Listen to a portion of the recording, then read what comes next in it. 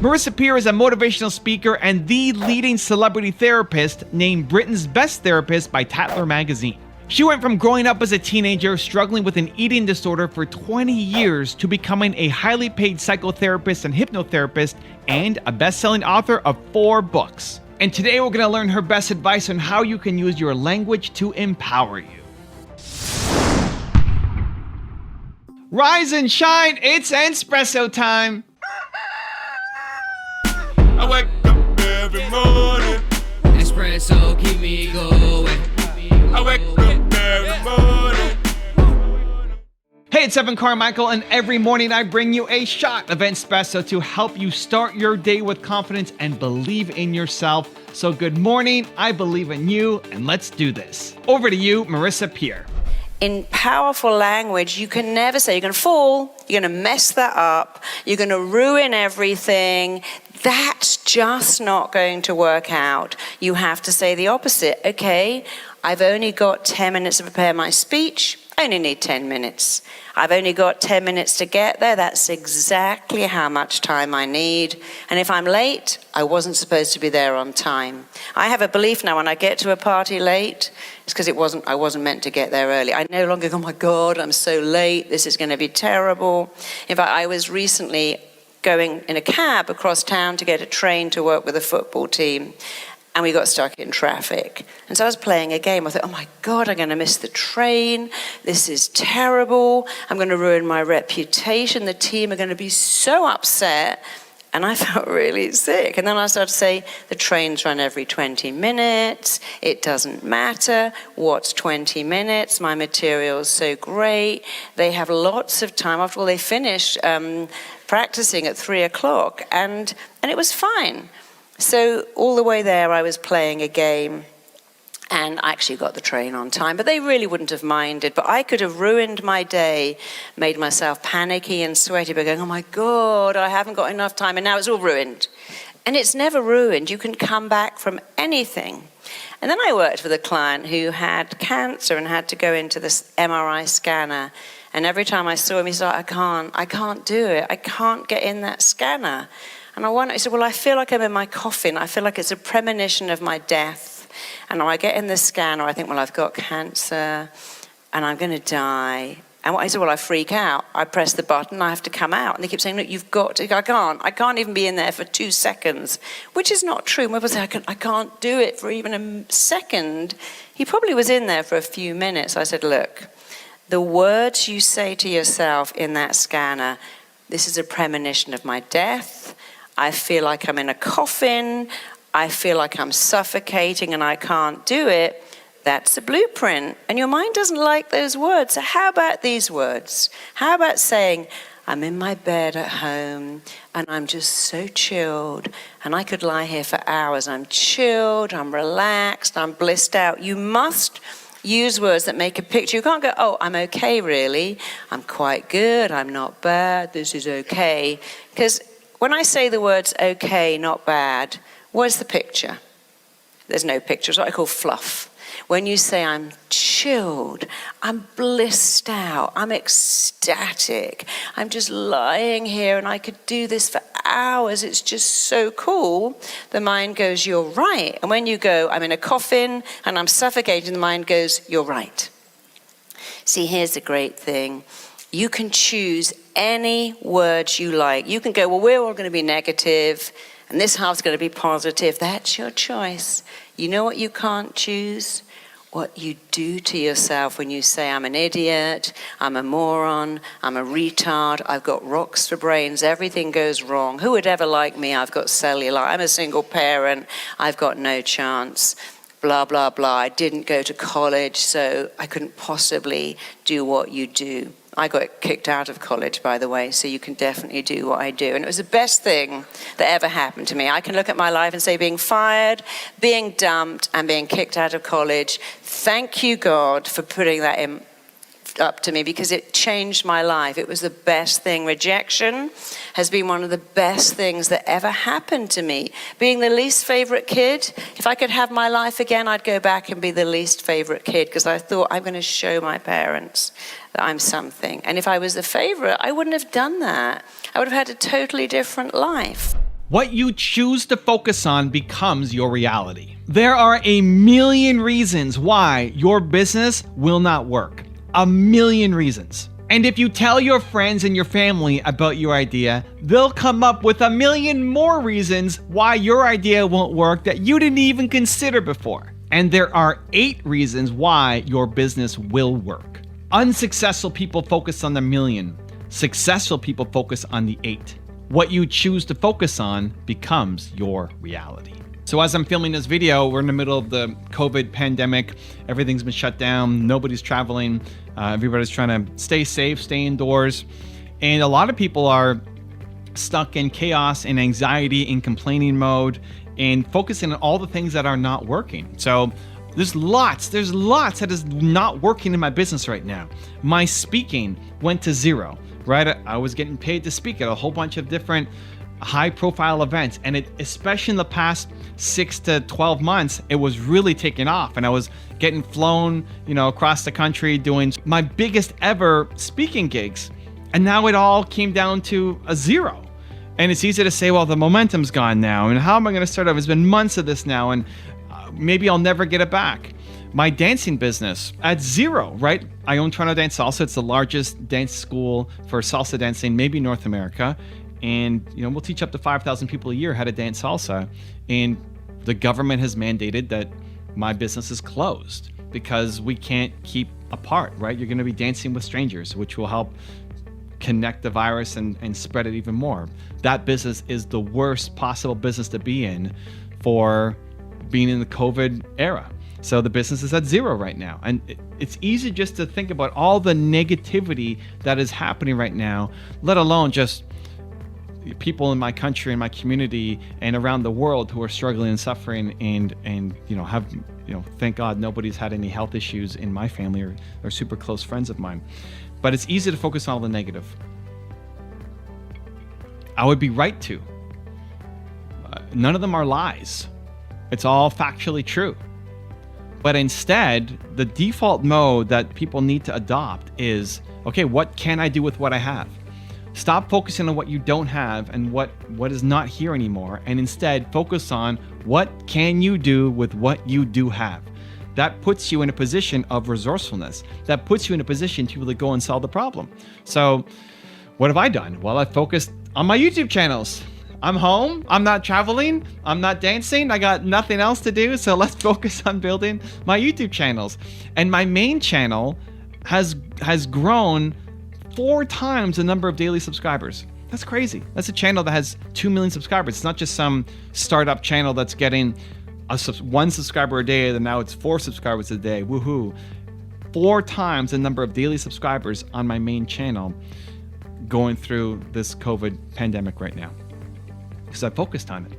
Because I've chosen to say, I'm going to wake up every day and get to work to building my dream where I can. What can I do with what I have instead of all the things that I can't do that are outside of my control? Focusing on the 8 reasons why I can win. And not all of the 8 have to work out, right? 8 is an abundance of reasons. There's 8 different ways I could win. I just have to pick one and focus on it instead of the million reasons why I'm not going to win. So how can you do it? How can you focus on those 8 instead of the million? I've got a 3-step process that I want you to follow. But before that, if you want to have more self-love and learn from other successful women entrepreneurs, check out my 254 series. They're free. The links to join are in the description below. Successful people do what they hate to get to where they want to be. Doesn't matter how talented you are, if you don't have self-belief, you're not going to get anywhere. Okay, let's do it. Let's shift our mindset from focusing on the things that we can't do that are out of our control and that are losing to the things that we can do and the reasons why we will win. 3 steps. Let's go. Step number 1 is have a powerful morning routine. What you do every day matters, right? You are what you consistently do. So you might have the greatest morning of all time, but then tomorrow you wake up and you're starting over. It's why I have this series. It's why I say take a shot of Entspresso. I want to give you something every morning to start your day with that might give you some inspiration, some belief, some confidence. Because if you started your day with confidence every day, your life will be dramatically different. It just will. It's impossible not for your life to change. And so the most important thing of a morning routine, because chances are you have a morning routine. Most of America wakes up without a morning routine, but chances are you have one. It has to be more powerful. The most important thing out of a morning routine is feeling bold, confident, power, alive. If you're not feeling boldness, confidence, powerful, alive by the end of your morning routine, then what happened is you just check the box to say, yep, listen to that, watch that video, brush my teeth, did my workout, great. You just checking the boxes, but you weren't present. Because while you're watching a video, you're also doing something else. And so you can say, yep, watch the video, but you didn't actually feel it. And if you're not actually feeling it, it doesn't count. You have to go back and either inject something new into your morning routine to actually feel bold, or you have to just do it again with intention. If you are not feeling powerful, bold, confident at the end of your morning routine, whether that's 5 minutes, an hour, I don't know how long your morning routine is, but if you're not feeling that at the end, your morning routine is not working for you. You have to feel bold at the end of your morning routine. If you do that, your entire life will change. Step number 2 is scary, difficult, or hard. If we're talking about using words that empower us, whenever something is scary, difficult, or hard, I've trained myself that I have to do it. Because Evan Carmichael does scary, difficult, and hard. The best thing you can do for your self-love, for your self-respect, for your self-confidence is to teach yourself that you do difficult things. That something being difficult is no longer a good enough reason for you not to do it. Because you don't want to do just easy stuff. Because if you're only doing the easy stuff, you're never growing. You're never accomplishing your goals. Everything you want out of life is on the other side of scary, difficult, and hard. And so if you come up against something that is scary, difficult, hard, and you back down, you're teaching yourself to back down. Then the next time something comes up exactly like that, guess what? You're going to back down. And the next time you're going to back down. And you're creating this loop inside yourself that when something is hard, you back down. That becomes your default nature. You don't even realize you're doing it anymore. It's just so automatic. You have to break it. You have to change it. That as soon as you can catch it, that I said the word scary, that I typed out the word difficult or hard, that means you have to do it. As long as it's inside of your values and ethics, right? We're not doing something against our moral code. But as long as it's inside that, then you have to do it just because you need to teach yourself that you do scary, you do difficult, you love hard. And then step number 3 is daily gratitude. This is something I do with my wife at the end of every night. We each list off 3 different things that we're grateful for the day.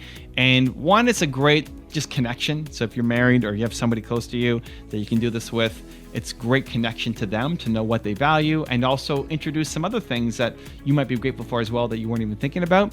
But also just recognizing the abundance that you have around you, that no matter how negative something is, this is still the million versus the 8. No matter how many negative things are happening to you, around you, there are still some things that you can be grateful for. You still have the internet. You're watching this video. That's enough to be grateful for, right? You still have water. You're still breathing. Like, there's so many things, even basic things that are around you that you can be grateful for. And so making gratitude part of your daily habits and daily routines changes how you see the world, changes how you show up in the world, and you're much more likely to go off and accomplish great things.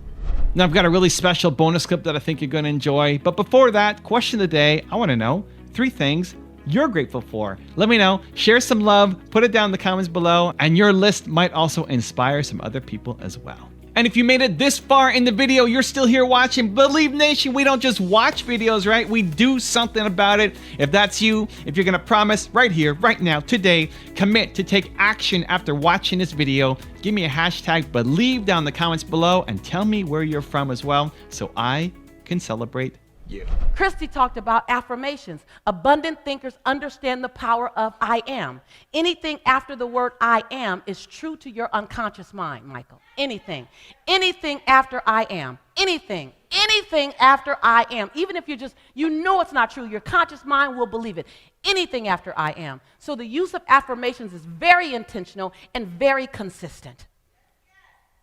I was diagnosed as clinically depressed in 2001.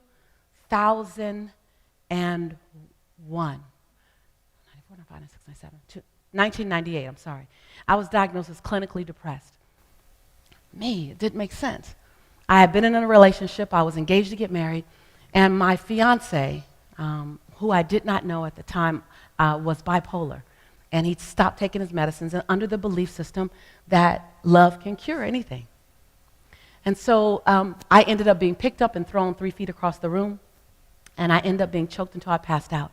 And once I got out of that relationship, I just was different. It was different. So my mom insisted that I go to the doctor. I went to the doctor, and I sat on the table, And she checked me and talked to me and came back in with a prescription. And she said, Lisa, you're clinically depressed. And I felt like I heard Charlie Brown's parents talking like, wah, wah, wah, wah, wah. Clinically depressed, at least that'll make sense in that same sentence. And she handed me a prescription, and I read the prescription, and it had my name on it, and it said Prozac. And I thought, that don't make sense. Lisa Nichols, that don't make sense. And I said, do you mean I'm sad? She said, very, very sad. I said, can I try something? And I'm not recommending you guys, if you're on medication, you stop taking your meds, please don't do that. I asked my doctor, she agreed. I said, do you mind if I try something before I take this? She goes, yes, but I need to see you back in 30 days. If you're in the same condition, I need us to try this medicine. I said, okay, I could do that. So I went home, and every day I got in the mirror, and I drilled, I am, every day, because I realized I had forgotten who I was. I just forgot. And it was okay to forget. I just forgot. So every day for 25 minutes, I just went over the I ams. Every day, I am. And then I paralleled that with I forgive you for. Then I paralleled that with I commit to you, Lisa, every single day. I went back in 30 days, and I'm talking to her, and I'm on fire. She's just looking at me. And I'm just talking. She twisted her head again. And I'm just talking. She says, wait, I got to stop you. I said, what? She goes, what are you taking? And can I have some? I was like, I'm taking some of me. And so the power of I am can pull you through the darkest moment. The power of I am. If you want to change your life in 30 days, check out the series right here below. And if you want to know why Marisa Peer says that you are enough, check out the video right there next to me. I think you'll enjoy it. Continue to believe, and I'll see you there.